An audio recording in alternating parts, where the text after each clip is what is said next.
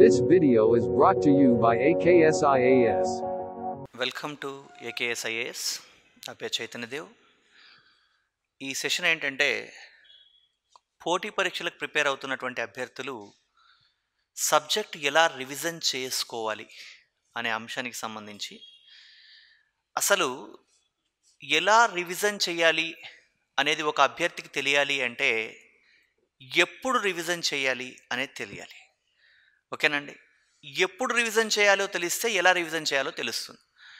గుర్తుపెట్టుకోవాల్సినటువంటి అంశం ఏంటంటే, ఎవరైనా సరే పోటీ పరీక్షలు రాస్తున్నటువంటి అభ్యర్థులు నెంబర్ ఆఫ్ బుక్స్ కాకుండా సెలెక్టెడ్గా కొన్ని పుస్తకాలే సెలెక్ట్ చేసుకొని వాటిని నెంబర్ ఆఫ్ టైమ్స్ చదవండి అని చెప్పడమే రివిజన్.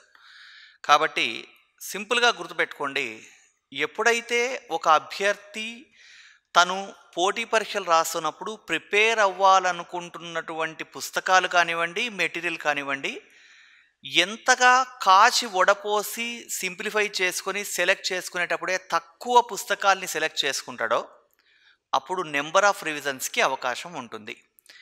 దీంట్లో ఈ రివిజన్ చేయడం అనేటువంటి దాంట్లో అభ్యర్థులు గమనించాల్సిన విషయం ఏంటంటే, కోచింగ్ తీసుకుంటున్నటువంటి అభ్యర్థులైతే కోచింగ్తో పాటు సబ్జెక్టు చదివి అంటే కనీసం ఒక 5-6 సార్లు చదివి ఆ తర్వాత రివిజన్ ప్రారంభించాల్సి ఉంటుంది. కోచింగ్ తీసుకొని అభ్యర్థి ఏంటంటే ఒక్కొక్క టాపిక్ చదివిన తర్వాత దాని తర్వాత రెండవ టాపిక్కి వెళ్ళడానికి ముందు మొదటి టాపిక్ని ఒకసారి రివిజన్ చేయడం, మళ్ళీ మూడవ టాపిక్కి వెళ్ళడానికి ముందు ఒకటవ టాపిక్ రెండవ టాపిక్ మళ్ళీ రివిజన్ చేసి మూడవ టాపిక్కి వెళ్ళడం, నాలుగవ టాపిక్కి వెళ్ళడానికి ముందు 1, 2, 3 టాపిక్స్ని రివిజన్ చేసి నాలుగవ టాపిక్కి ఇలా వెళ్ళడం శాస్త్రీయంగా ఉంటుంది.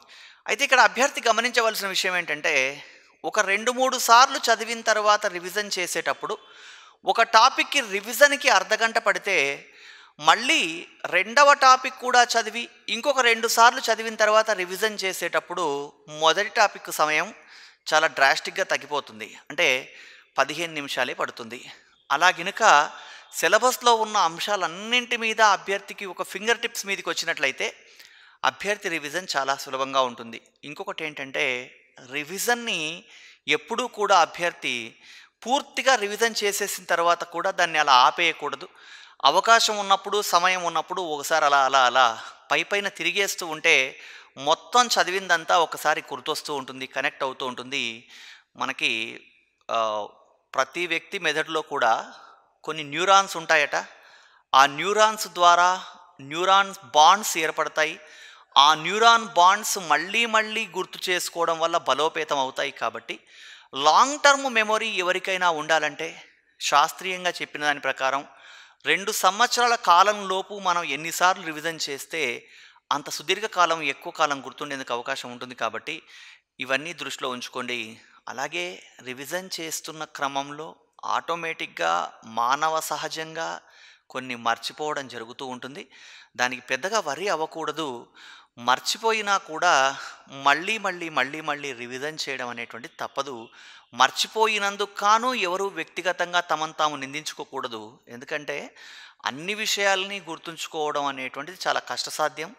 దాదాపుగా ఎవరికి కూడా అలా సాధ్యం కాదు. కాబట్టి మనం సింపుల్ పదం ఒక పాయింట్ గుర్తుపెట్టుకోండి. ఒక సబ్జెక్ట్ని మొదటిసారి చదివినప్పుడు సాధారణంగా చదివేసి, రెండవసారి చదివినప్పుడు అర్థం చేసుకుని, మూడవసారి చదివినప్పుడు సూక్ష్మ పరిశీలన చేసి, నాలుగవసారికి ఒక కంప్లీట్ పిక్చర్ వచ్చిన తర్వాత 5-6 సార్లు చదివిన తర్వాత కూడా ఇంకా రివిజన్ అవసరం పడుతుంది. ఇది గమనించాలి. ఒక ఆప్షనల్ సబ్జెక్ట్ లాంటిదైతే యూపీఎస్సీలో సుదీర్ఘ ప్రయాణంలో, అంటే ఒక ప్రిలిమినరీ నుంచి ఒకసారి ప్రిలిమినరీ రావచ్చు, ఒకసారి మెయిన్స్, ఒకసారి ఇంటర్వ్యూ వరకు వచ్చి మళ్ళీ వెనక్కి రావచ్చు. ఇలాంటి ప్రక్రియలో ఒక ఆప్షనల్తో జర్నీ చేసేటప్పుడైతే ఒక అభ్యర్థి 35-40 సార్లు చదివినా కూడా, అదేమి చదివానని చెప్పినా కూడా అది అతిశయోక్తి కాదని గమనించండి. కాబట్టి సెలెక్టెడ్ పుస్తకాలని నెంబర్ ఆఫ్ రివిజన్స్ చేసుకుంటూ కరెంట్ ఇష్యూస్ని లింకప్ చేసుకోవడం అనేటువంటిది అది సైంటిఫిక్గా ప్రిపేర్ అయ్యే అభ్యర్థులు చేయవలసినటువంటి కార్యకలాపం. కాబట్టి రివిజన్ కూడా శాస్త్రీయంగా ఉండాలి అని గమనించండి. So all the best. పోటీ పరీక్షలు ముఖ్యంగా యూపీఎస్సీ పరీక్షలు రాస్తున్నటువంటి అభ్యర్థులందరూ కూడా ఈ విషయాన్ని దృష్టిలో ఉంచుకొని మీ ప్రిపరేషన్ని మరింత శాస్త్రీయంగా కొనసాగిస్తూ మీరు పోటీ పరీక్షల రంగంలో ముందడుగు వేయాలని మనస్ఫూర్తిగా ఆకాంక్షిస్తున్నాను. Thank you very much. This video is brought to you by AKSIAS.